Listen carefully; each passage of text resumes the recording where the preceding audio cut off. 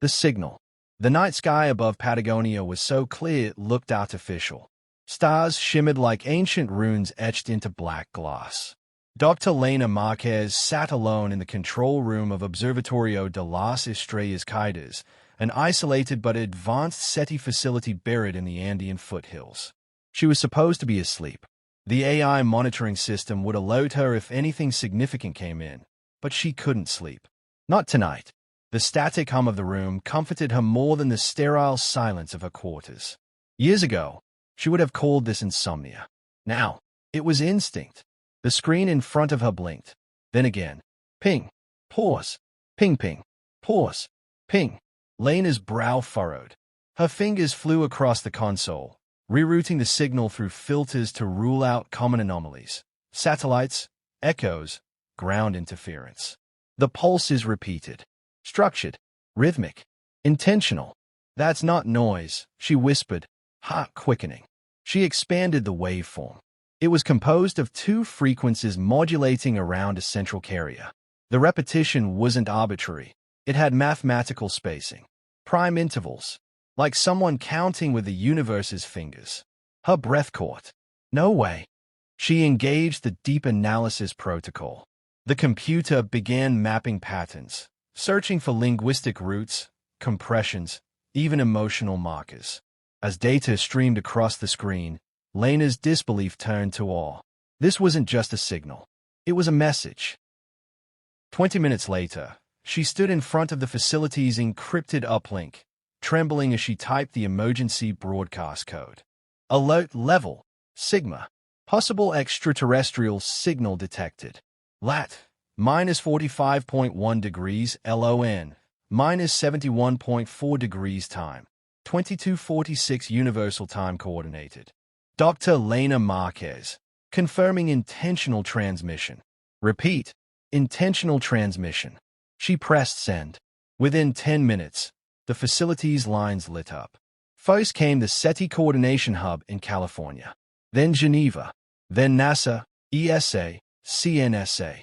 Within an hour, the president of the United Nations Scientific Council was on the line.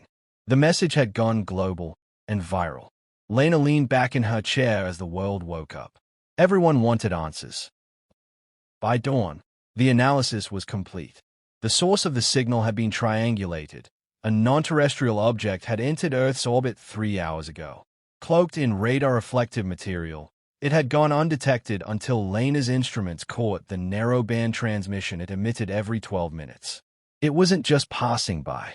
It was slowing down, descending. By midday, a black military helicopter landed near the observatory. Lena barely had time to change her shirt before she was ushered aboard by a stone-faced pilot who didn't answer questions. She guessed their destination before they even arrived. A makeshift base near the projected landing site, deep in the forested valleys bordering Argentina and Chile. On board, she met Commander Ibrahim Okoro, head of the UN First Contact Response Unit. "You intercepted the signal personally?" he asked, his tone unreadable. "I didn't intercept it. It was sent to us," she replied. "To everyone. But it responded to me." Responded. She hesitated. The emotional structure in the waveform shifted after my team's ping transmission. It harmonized, like it was listening. Okoro studied her. "So you're saying the alien signal is emotionally reactive?" "I'm saying it's not just data. It's alive, or sent by something that feels."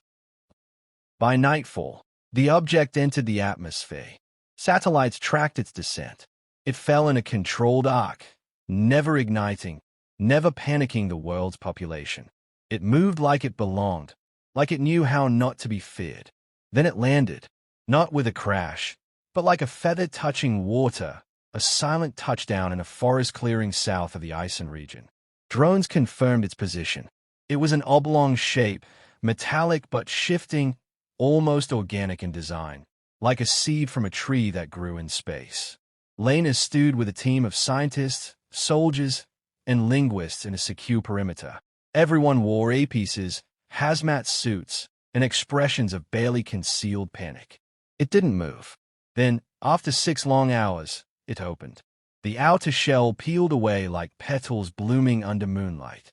From within stepped a being, not humanoid, not insectoid, not machine. It was an interplay of light, tendrils, and soft pulses of energy, as if it were made of memory and atmosphere rather than bone and skin. Gasps echoed across the clearing. A soldier raised his weapon. Okoro barked, "Stand down." Lena stepped forward before she could talk herself out of it. The being turned, its body reconfigured slightly, just enough to resemble a posture of attention. She opened her mouth, unsure of what to say. Instead, she did something she hadn't planned. She breathed deeply, closed her eyes, and placed her hand over her chest. A human gesture of peace, of vulnerability. The being shimmered in response. Then, after a long pause, it did something impossible. It mimicked her. Not just emotion, but the intent behind it. The moment felt alive, as if two minds had touched across a cosmic divide. No words were spoken, but in that silence, something ancient and powerful passed between them. A first step, a first bridge, a spark. Lena felt it in her bones. This wasn't a visit. This was a question, and Earth had one night to decide how it would answer. The descent. The clearing in the Patagonian valley was still, yet nothing felt quiet. Every rustle of the trees, every shift in the air carried tension. Around the perimeter, soldiers stood rigid behind barricades. Satellite-linked drones circled silently overhead. Lights from portable towers lit the alien craft in an eerie white glow, as if the entire world held its breath under a microscope. The being that had emerged, Karel, as Lena would soon come to know it, stood motionless at the edge of the open vessel. It wasn't humanoid, not in the least, but its movements had a cadence that hinted at consciousness. Intelligence. Will. Lena stood at the front of the group, alone now. She'd taken off the hazmat hood despite Commander Okoro's objections. The air here was clean, and something told her Karel had not crossed the stars to kill them with microbes. She approached again, slowly, hands open, heart hammering in her chest. "Dr. Marquez," Okoro's voice crackled in her earpiece. "We've got protocols." "Protocols weren't written for this," she replied softly, then removed the earpiece altogether. The alien's body flickered subtly as she drew closer. The light beneath its translucent exterior rippled like deep ocean currents. Its form was ever-shifting, fractal, almost too complex to describe. But Lena noticed something new this time. A rhythm, a pulse. It mirrored her steps. She stopped a few feet away and reached into her jacket slowly, pulling out a small object, a simple solar-powered music box. She set it on the ground, tapped it once, and a soft melody filled the air. Chopin. Something human. Something beautiful. Karel tilted toward the sound. Then, shockingly, it responded. A low harmonic hum emanated from its body, perfectly matching the melody's key. It wasn't music, not exactly, but something deeper, an emotional frequency, as if it were singing not with sound, but with memory. Lena's eyes welled up. This wasn't contact. It was communication. Hours passed. The world outside the valley raged with speculation and fear. Every major news network broadcast images of the ship. Theories spread like wildfire. Alien invasion, religious reckoning, scientific miracle. Meanwhile, military forces from half a dozen nations maneuvered in silence behind the scenes. Missiles were moved into position. Satellites reoriented. Drones loaded with payloads. Commander Okoro paced inside the mobile command center. "We need to control the narrative before someone decides to shoot first." "No one's shooting anything," Lena said sharply, having just returned from the field. Her voice shook not with fear, but with conviction. "Dr. Marquez, you're a civilian. I'm a xenolinguist. I've been studying contact theory my whole adult life. That being, Karel, isn't here to conquer us. It's testing us." Okoro narrowed his eyes. "Testing." Lena tapped the screen beside him, showing the pulse recordings. The signal it sent wasn't just a beacon. It was interactive. When I responded emotionally, the waveform shifted to match. It's using a hybrid of empathic feedback and pattern sound. Music, basically, tied to emotional states. "You're saying it's reading us." No, I'm saying it's listening to who we are. Okoro was quiet for a long moment. Then he said, the Chinese satellite feed shows another object in lunar orbit. Identical configuration. So does the Russian feed. Lena's stomach dropped. There's more. A lot more, apparently. But only this one made contact. Back in the clearing, KRL began to move again, more fluidly now, more confidently. It extended something like an appendage, long, translucent, and tipped with a complex arrangement of filaments. With slow, deliberate motion, it traced a pattern in the date, a spiral with intersecting arcs, familiar yet alien. Lena watched, fascinated. She recognized the geometry, Fibonacci curves, mathematical universality, a message of shared logic. She crouched and drew her own pattern next to it, the double helix of DNA, human universality, biological truth. KRL paused, then bent toward it. Their drawings merged, spiraling into one another. Then came the search. Lena gasped as a sudden wave of something, not sound, not light, washed through her. She stumbled back, catching herself. In that brief moment of contact, something had passed through her mind. A flicker of images not her own. Deserts that breathed. Moons wrapped in song. Civilizations that rose and collapsed beneath starlight. KRL had shared a memory, and it had done so deliberately. Back in the mobile command center, the atmosphere had shifted. Something's happening, a technician said. Signal activity increasing. The object projecting again. Put it on audio, Okoro ordered. The speakers crackled, then filled with a low hum, rising, evolving. Not words, but tone. Feeling. It wasn't a warning. It was an invitation. Lena burst into the tent. It's communicating openly now. It wants to begin a dialogue. You're sure? She nodded. It sent a memory. That's its language, experience as information. We have to respond in kind. Okoro looked uncertain. How? Lena looked at him, eyes firm. We send it a human story. Elsewhere, high above Earth, orders were being debated. Some nations viewed the contact as a threat. Others, an opportunity. Tensions built in boardrooms and war rooms, behind closed doors and under classified codes. But in a quiet field in South America, something entirely new was unfolding.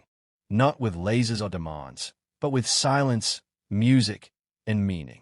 A human and an alien had met, and they had begun to understand each other. Mirror of flesh and fire. The memory didn't fade. It lingered in Lena's mind like an echo.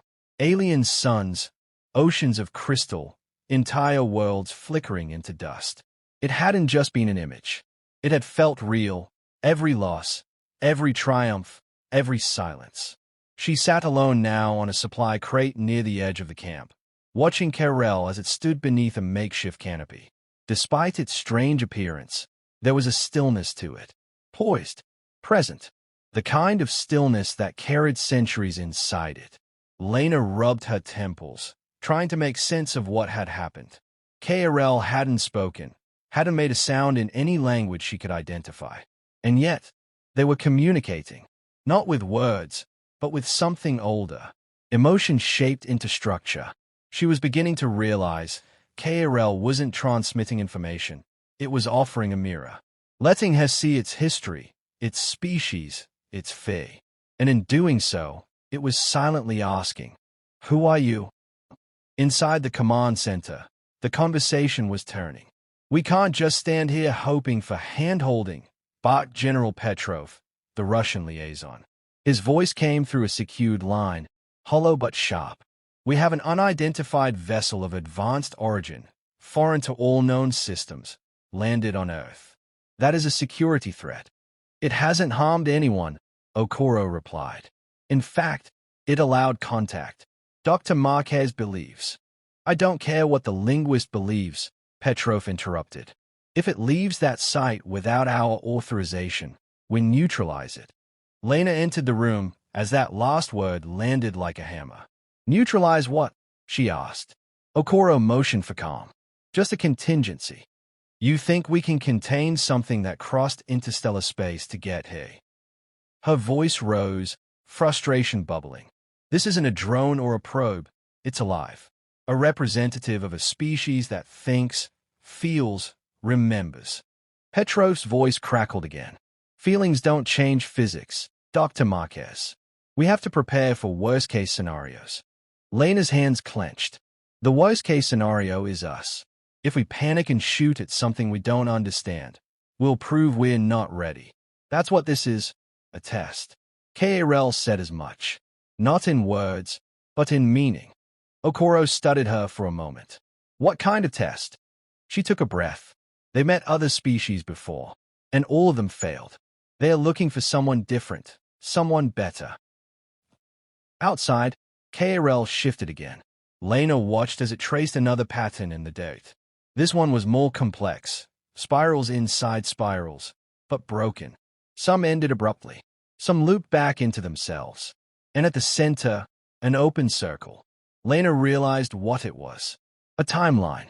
One full of ends and restarts. They've tried before, she murmured aloud. Other civilizations. Other chances. She knelt and drew a single dot next to the open circle. K.A.R.L. tilted toward her. We're next, she said. The alien responded with a subtle glow. Its core pulsed, slow, warm, resonant. Lena could feel the weight of its memory. K.A.R.L. species had watched empires rise and fall. They'd waited, hoping to find something that wouldn't turn to fear or conquest when faced with the unknown. And now here was Earth, divided, chaotic, beautiful, and terrifyingly human. Lena dared to ask, what happened to the others? K.A.R.L. moved. Not physically, but emotionally. A pulse hit her again, not violent, but heavy. It flooded her senses with fragments. Warlike minds that lashed out, civilizations that demanded dominance, species that twisted knowledge into weapons. One phrase formed clearly in her mind. All chose power. None chose meaning. Back at the mobile center, the decision was made. A drone was launched, unarmed, the official claim. A reconnaissance flyby.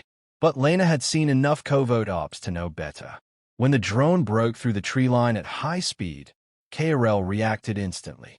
It unfolded. Not aggressively, not violently, but defensively. An iris of glowing filaments expanded from its body like a living shield, absorbing the high-pitched whine of the drone's energy signature. Then something flickered in the air. The drone crashed mid-flight, as if gravity itself had warped. It spiraled into the dirt, dead and smoking. Lena ran forward, arms raised. Stand down. We didn't mean harm.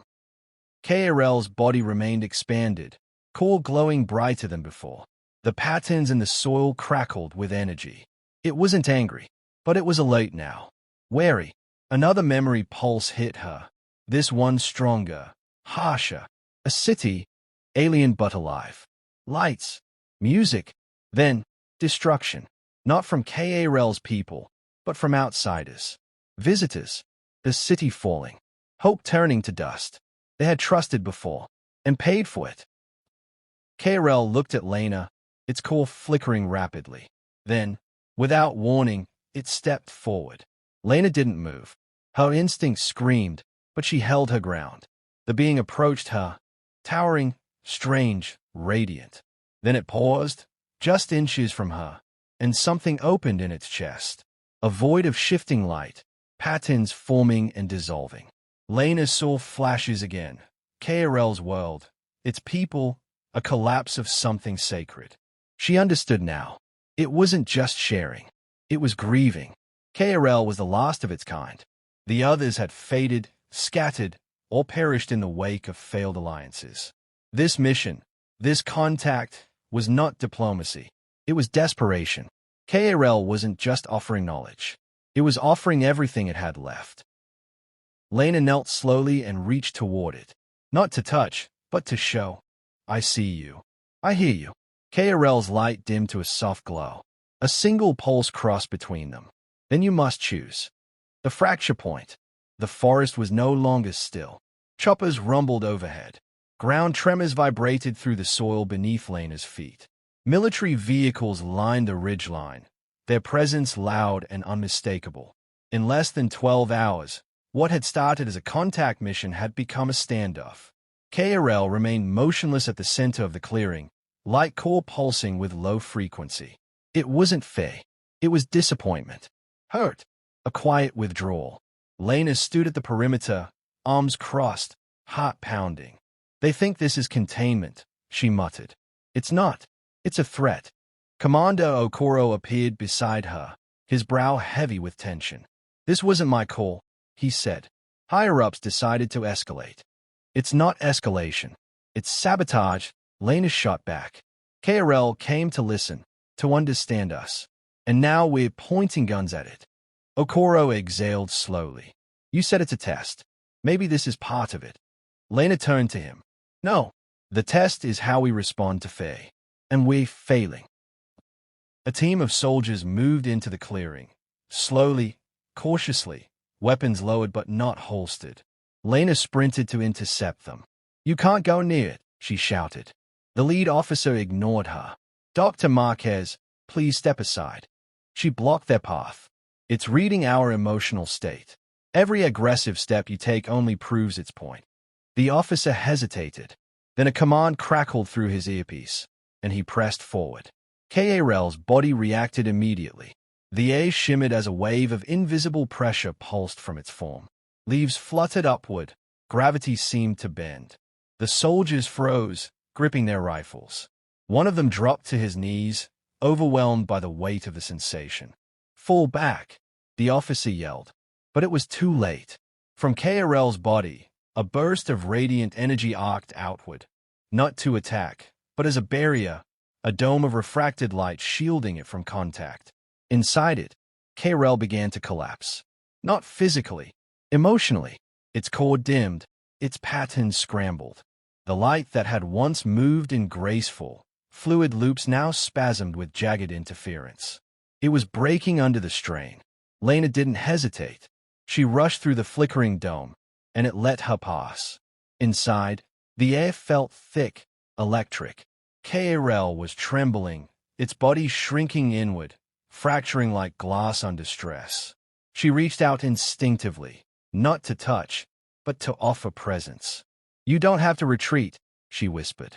Not from us. Not from me. A wave of memories hit her like a storm. KRL species, once radiant and vast, reaching out across the stars, offering knowledge, culture, unity. Worlds that burned them. Alliances that turned to betrayals. Hope that had died 1,000 times. And then Earth. Primitive. Divided. Violent. But something about us had brought KRL here. Not because we were the strongest, but because we hadn't given up. Outside the dome, the commanders argued over comms. Petrov's voice crackled over the international line.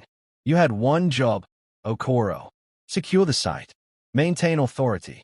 I'm maintaining it, Okoro said flatly, eyes on Lena through the display drone. By not giving a goddamn alien an excuse to leave or retaliate. Authorization confirmed. Another voice cut in. An American.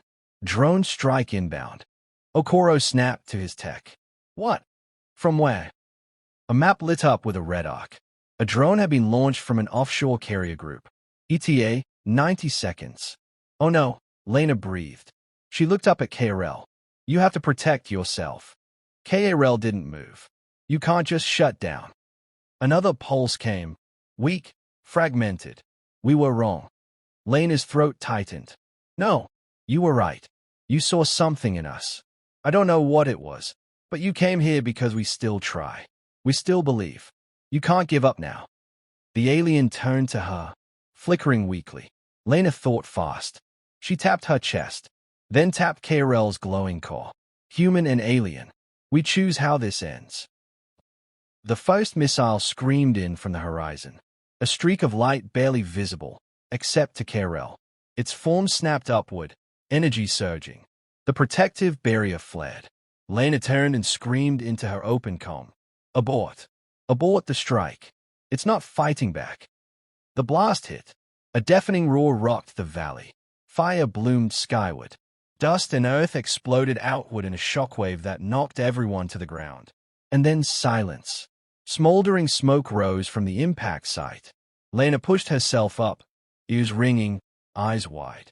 KRL was still standing, but it was wounded. The outer shell had fractured. Its internal light flickered erratically. A part of it had turned dull, like glass gone cold. Cracks ran along its structure. Liquid light, if such a thing existed, oozed from the wounds. No, no, no, no. Lena ran forward, falling to her knees beside the collapsing figure. She ripped off her jacket, trying instinctively to shield the exposed core. It was irrational, ridiculous, but it was all she could do. "Stay with me," she whispered. "Don't go." KRL's body shook, dimming further. Then, a faint pulse. Weak, but deliberate. A single word formed in Lena's mind. Hope. Back in the command tent, chaos erupted. Okoro stayed at the screens in horror. "Get me the drone operator. Get me the president. Get me someone in charge. Now." Lena's voice came over the live channel, cracking with emotion. "You hit it, and it didn't strike back. It protected me. It chose to shield us instead of flee. If that's not proof of what kind of people we could be, then maybe we don't deserve this chance." No one responded, because everyone knew she was right. The night grew darker. Lena stayed beside KRL, tending to it like a wounded friend. She wrapped a survival blanket over its fading form. "You came looking for something," she whispered, "and you found it. But it's not in our governments or weapons. It's in people like me." KRL pulsed again, just once. Then it went still. The human answer. Lena stayed by KRL's side through the long, silent hours of the night. Around her, soldiers kept their distance. Drones hovered above like vultures, their lights cold and mechanical. No one knew what to do. No one dared to act. KRL's body lay dim and cracked, its once luminous patterns now barely flickering beneath the surface. Every now and then, it pulsed, faintly, like a heartbeat fading in the dark. And Lena remained there, because she couldn't leave, because she wouldn't leave. She had wrapped KRL in heat blankets, used emergency field gel to cover the wounds, even rerouted portable power supplies in a desperate attempt to keep it alive. Nothing worked, but she kept trying, because that's what humans do. We try, even when there's no chance left. In the command center, a bitter silence settled over the leadership. "We may have destroyed our only chance," Commander Okoro said grimly. "One drone strike, and we could have condemned the entire species." No one argued. There was nothing left to say. Petrov had gone quiet. The American liaison disconnected hours ago. The others just stood by the screens, watching as Lena knelt beside the wounded being they had attacked without cause. And then, unexpectedly, the alien vessel still parked behind KRL began to react. Light bloomed along its hull, slow, synchronized pulses of color that moved in waves, like breathing. "What is that?" a technician asked. Lena's voice came over the channel. "It's listening." Inside the dome, Lena spoke softly, her voice hoarse from exhaustion. "I don't know if you can hear me anymore, KRL, but I'm not giving up on you. I won't let this be the end." She shifted, cradling the alien's flickering core gently between her hands, careful not to apply pressure. It pulsed once beneath her touch. Lena looked up at the sky, at the stars that KRL had crossed to get here, and whispered, "You came here looking for something. A reason not to give up. A reason to believe there's still something good out there." She paused, her voice trembling. "So let me give you mine." She began to speak, not in equations or protocols, but in something older, more honest. A story. "My mother died when I was 14. Cancer. It ate her from the inside. But she didn't stop smiling. Not once. Every morning, she made me breakfast, told me I'd do great things. And when I asked her why she wasn't angry, she said, because I still have today. And that's enough." KRL didn't move. Lena went on, her words slow, steady. "My father, he was a janitor. People barely saw him, but he worked every day of his life without complaint. He believed in dignity, in doing the right thing, even when no one notices. I used to ask him if he ever wished for more, and he'd say, 'I don't need more. I just want to leave things better than I found them.'" Her hands trembled. I studied alien languages because I knew, there was more out there. That maybe, someday, someone would come who didn't want to conquer or dominate, but just understand. And then you came. A soft pulse came from KRL's core. It was faint, but real. Lena smiled through her tears. That's who we are. Not perfect, not united, but we try. We hope. We fight for each other, even when it hurts, even when it's hopeless. She leaned closer, her voice a whisper. That's the human answer. The light in KRL's core flared, just for a second. Then again, stronger. A vibration passed through the ground beneath them. The dome around the clearing shimmered and collapsed, dissolving into motes of light that scattered into the night. Soldiers stepped back in alarm. Commanders scrambled to respond. But Okoro raised a hand. No one moves, he said.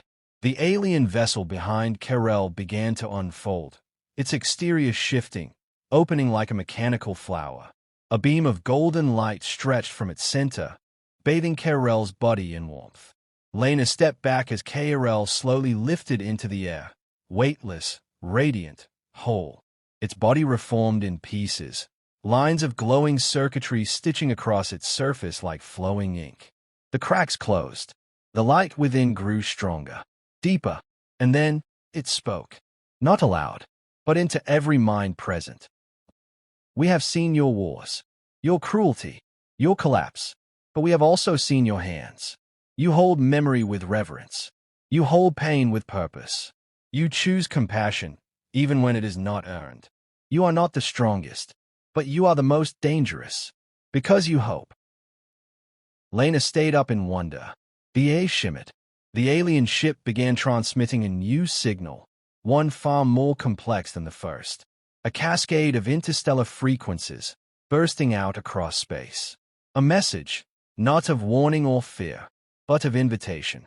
Across the solar system, satellites picked it up. Deep space listening posts reactivated. The stars were waking up. KRL turned to Lena one last time. A word formed between them. Remember. Then it rose, gently, toward the ship. Lena stepped back, her breath catching in her throat as the vessel folded itself into a tight core and launched skyward, breaking the atmosphere without sound or fire.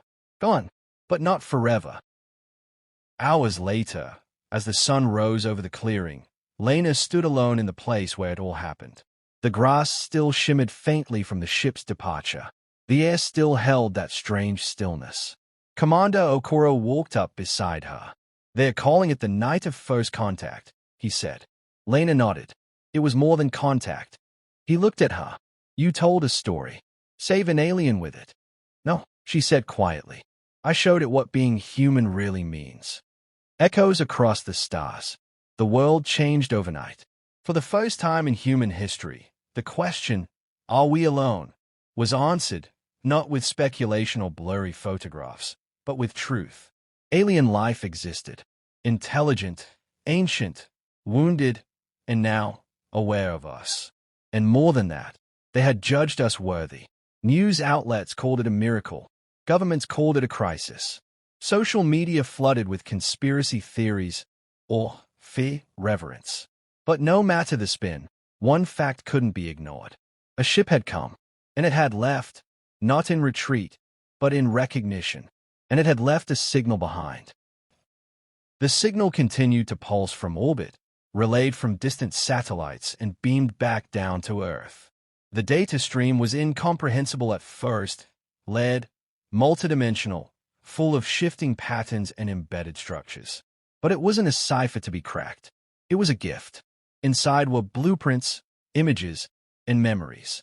Not just about KRL species, but about civilizations that had come before, some long vanished. Galactic history, woven like a tapestry. The collective called itself the Coalition of Emergent Worlds, a loose alliance of civilizations that had, like humanity, passed some unnamed test. It was not a federation, not a government. It was a promise that intelligent life, when it chose empathy over fear, could join a greater whole.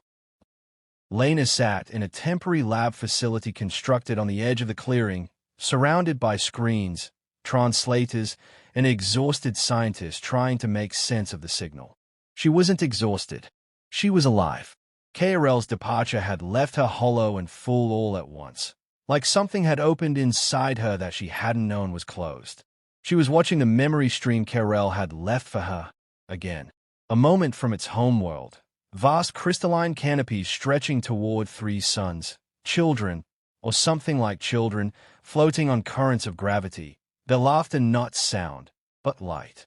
KRL's people had lived in harmony for eons, until they tried to share too much, too fast. Civilizations they'd uplifted turned on them, twisted knowledge into dominance, warred against the very ones who had helped them ascend. That's why KRL had come alone. It was the last envoy, and it had chosen Lena. Commander Okoro stepped into the lab quietly. He looked older now, tired, yes, but humbled. "The UN wants you in Geneva next week," he said. "They are forming a global response council. Language, science, ethics. The whole thing." "I figured," Lena replied without looking away from the screen. "I'll go, but only as myself, not as a mouthpiece. They won't expect anything less." He stepped beside her, watching the projection silently for a few moments. "You know, the thing I keep thinking about," he said finally, "is how easily this could have gone the other way." It almost did. Okoro nodded. One wrong move, one bad order, and would have never known what we missed. Lena turned to him. "We didn't pass because we were ready. We passed because we were willing to grow." Later that evening, she received a new transmission. Encrypted, unmarked, routed through several observatories. She opened it, expecting more data. But it wasn't data. It was a message from KRL. Not live, not interactive, just a simple memory trace. A recording of her, kneeling beside its broken body, telling stories of a mother, her father, her own aching human life. The alien had preserved her voice, her memories, her pain, because those were the things that mattered. Elsewhere, the ripples spread. In Cairo, schoolchildren painted murals of stars and glowing figures, calling them guardians of light. In Mumbai, protesters and peacekeepers stood side by side, holding up signs that read, "We choose empathy." In Tokyo, a World Religion Summit released a joint statement. "Perhaps we are not alone, but our meaning still matters." And in Washington, Moscow, and Beijing, military satellites were reprogrammed, their weapons retracted from orbit. Fear was not gone, but something greater had taken root. Possibility. Lena received the final offer 3 days later. An encrypted capsule, small, obsidian black, warm to the touch. Inside, a message in a dozen languages. To Lena Marquez, "You are invited to become Earth's envoy to the coalition of emergent worlds. A vessel will arrive in 14 days. No weapons, no cargo, only you." She stared at it for a long time. 14 days to choose between the world she had known and the one beyond the stars. She walked that night to the clearing one last time. The grass had grown back. Nature, as always, was healing. Quiet surrounded her, but it didn't feel empty. She looked up at the stars, KRL's signal still pulsing in orbit, soft and steady, like a heartbeat. Like a lighthouse. "You didn't give up on us," she whispered. "So I won't give up on them." Behind her, the forest stirred with wind. She closed her eyes. She had made her decision. Back in the lab, she recorded a transmission. Not just for world leaders, not just for scientists, for everyone. "My name is Lena Marquez. I was there the night we met something beyond ourselves. It didn't come to conquer. It came to ask a question. Who are you, really? And I answered with what I had. My life, my pain, my stories. Because that's what it means to be human. We're not perfect, but we care. We create. We remember. That's why they listened. That's why they chose us. And now I've been given a choice of my own. To represent Earth, not as it is, but as it could be. Not because we're ready, but because we're willing. Because we hope." The night that changed it all. The vessel arrived on the 14th night. It didn't roar into the sky or light up the atmosphere. It simply appeared, silent and serene, descending like a falling snowflake into the same clearing where Karel had first emerged. The same patch of earth that, until 2 weeks ago, had meant nothing to anyone but a handful of scientists. Now it was sacred ground. The new ship looked different, sleeker, less organic than Karel's envoy pod. It shimmered with shifting hues, like oil on water, constantly reflecting the starlight above. It wasn't just a machine. It was a symbol, a bridge between worlds. And it had come for her. Lena stood at the edge of the clearing, her duffel bag slung over her shoulder, her boots still dusty from a trail. Behind her, a crowd had gathered, scientists, diplomats, journalists, soldiers. Some wore the colors of nations. Others wore no uniforms at all. Ordinary people had come, too. Hikers, villagers, a group of children holding homemade signs. Safe travels, Lena, and tell them about us. Commander Okoro stepped beside her, hands in his pockets. You sure about this? He asked quietly. Lena didn't answer right away. She stayed at the ship. It wasn't intimidating. It wasn't even alien anymore. Somehow, it felt familiar, like something waiting patiently, respectfully, for a decision freely made. I'm not sure about anything, she said at last. But I know this is the next step. He nodded, solemn. We've already started building the translation labs. Global coalitions funding them. You've opened a door we can't close. I didn't open it, she said. I just knocked. They opened it. Okoro held out a small black case. Inside was a satellite-linked transmitter, Earth's first authorized diplomatic communicator, tied to every major network on the planet. This will be how you reach us, he said. Lena zipped it into her bag. I won't be far. As the final moments approached, the air turned quiet, not tense, not afraid. Reverent. Lena stepped into the clearing. The crowd fell silent. Somewhere, a camera drone hovered. She barely noticed it. The ship opened, not with hydraulics or sound, but with grace, like space itself was making room for her. A ramp extended, its surface soft beneath her boots. She turned back once and saw the world. Hundreds of eyes. Thousands, maybe, behind lenses and screens. Watching her, hoping, wondering, not because she was special, but because this moment was. Lena raised her hand in a silent farewell. Then she spoke, not to them, but to history. It only takes one night to change everything. But it takes courage to change yourself. She smiled, then walked up the ramp. The inside of the ship was warm. Not in temperature, but in feeling. Ambient light glowed from unseen sources. The walls shimmered with threads of color, moving like thoughts through circuits. There was no cockpit, no control panel, just a single chair. She sat down. The vessel responded immediately. The floor lifted into gentle motion. Through the transparent hull, she saw the clearing fall away. The people grew smaller. The sky expanded. An eighth, beautiful, wounded, resilient Earth filled her vision. She pressed her hand to the window. I'll be back, she whispered. But she knew that when she returned, everything would be different. Hours passed, or minutes. Time felt strange aboard the ship. Then, a presence. Not physical, not audible. KRL, not as a voice, but as a feeling. Calm, curious, watching. You chose. Lena nodded. Because you believed in us. We believed in your capacity to choose. Images surrounded her, other envoys. Other worlds. Some vibrant and thriving. Others, empty. Many reached. Few listened. She remembered her story. Her mother's smile in a hospital bed. Her father's worn boots. A janitor who taught her the value of quiet dignity. We didn't pass because we're perfect, she said. You passed because you are flawed, and chose hope anyway. Lena exhaled. So what happens now? A pause, then a vision. A great circular station, orbiting a blue giant star. Dozens of species, some bipedal, some gaseous, some existing as swarms of light. A place not of power, but of understanding. A seat left open. For Earth. Back on the planet, the signal changed. The beacon KRL had left behind began pulsing in new rhythm, slower, more grounded. Humanity's mathematicians deciphered it within hours. It was not a warning. It was a welcome. The coalition was listening, and the universe, long silent, had begun to hum again. Lena sat in silence as the ship continued toward that distant star.